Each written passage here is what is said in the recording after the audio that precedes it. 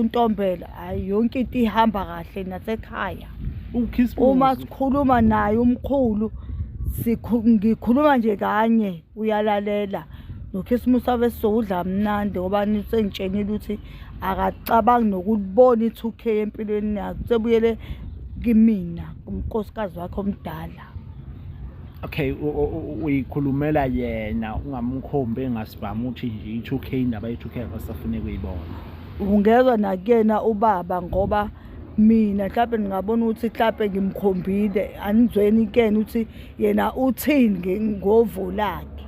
Ayi cha kuyangithokozisa okushoyo, kuyangithokozisa kakhulu okushoyo. But ke mkhulu ake sikubingelele kwiJabule Jwele TV. Yebo sanibona uJabula Jule. Niyaphila kodwa mkhulu? Yebo siyaphila. Cha mina ngijabule kakhulu nje mkhulu ukuphinda sidibane nawe. Ngiyazi ukuthi kuningi okuwe kwenzeka phakathi kwami nawe, okuhle okubi kuningi. But kuyangijabulisa ukuphinda ngubone usadla inhlamvana ukhululekile since ngubona ushawo umoya. Mhlambe mungasithatha usibeke mkhulu since waphuma ku2K. Uhappy, ujabule. Injani impilo? Hayi anginalutho nje lo ngaphuma ku2K hayi ngiphilela kamnandi. Ngiphilela kamnandi. Yeah, futhi hayi angisacabanga ukuthi ngaphinde futhi ngibuyele endabeni yakhe. Because ngiyakhumbula mkhulu sesizongena nje sibe deep. Ngiyakhumbula mkhulu kuningi okuwe kwenzeka. Ngiyakhumbula ukuthi sikubonile ikhawe eziningi. Ngicabanga ukuthi mina ngikwazi kangcono ke because mina ngiyakhumbula ukuthi bekuba uyena okhuluma kuqala. Yabo nje manje seku right bongifuna into ngiyayithola ngesikhathi engisifuna ngaso. Manje ekhaya nje kumnandi. Kumnandi nje. Yonke into nje imnandi siphila kamnandi. Yonke into. Ubaba bethi ucela umbekela amanzi ngiyambekela. Bethi itiye manje yonke into ngiyenza ngendlela le kade yena engayinikeza ukuthi laphe ngingakwenza ngoba uke wahamba wangishiya. Ngenza ngalendlela le vele engangifundiswe ngaye ekhaya. Yebo. Namhlanje ngqala vele umuntu eseyithuna esezoshona.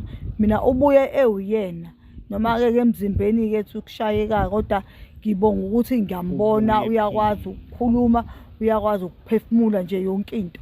Ngibonga nje uMakhosi uNtombela ngathi ukuthi uma ngabonga kanjani nconcoze ngoba ukwazi ukungisiza mina. Sesizongena nje okunye ngiyazi kuningi ongakwazi okwenzekile phakathi kwamkhulu ne2K. Ngiyaxolisa nje ukuvusela amanxeba because ngiyazi lento lena izokuvusela amanxeba. Wawuzizwa kanjani ngalesi sikhathi umkhulu ehlala lapha eshayiwe yonke lento lena yayifika kanjani? Ubulala yini na ubuthongo kuyo yonke lento embi ekeyenzakala kumkhulu before uMakhosi uNtombela azafike kumkhulu? Because siyazi ukuthi noMakhosi uNtombela kuthatha isikhathi, kuthatha ama-delay ukuthi akwazi ukuthi asize umkhulu. Eshawa umkhulu ngiyakhumbula siye police station sehla seyinyuka nawe yonke lento ibisho ukuthini kuwe? Awusithatha usibeke. Yabona uma ngingachaza ubuthongo bengingasenabo nhlobo ayini ingxabane emndenini since ebekade ephungukile ekhaya ehleli ne2K. Ngoba ngiyakhumbula ukuthi emngcwabeni wagcina engafinyelelanga emngcwabeni kabhuti wakhe. Khona nje emndenini vele kusabhekwana kahle akasakwa yabona kade ehlane ne2K bengasakwazi ukuthi uma kwenziwa umsebenzi noma kushoniwe noma kuyombulitshe bengasayinhlobo. Bengasayi bekuphoqa ukuthi akuye mina nezingane ngoba phela yena i2K khona la kufanele kuboniswane khona ebengaveli bebanjwe yilona i2K. Kusazohlala phansi kube nemeeting yakhe nje ubaba ngoba uyena yedwa ebengawuhambeli umndeni. Bonke nodadewabo babenenkinga bengayi. Kodwa vele mina ke ngayikhipha ngoba nezingane zami nje siyaya uma kwenziwa noma yini nanami bese ngingasahlukene njengomakoti walapha.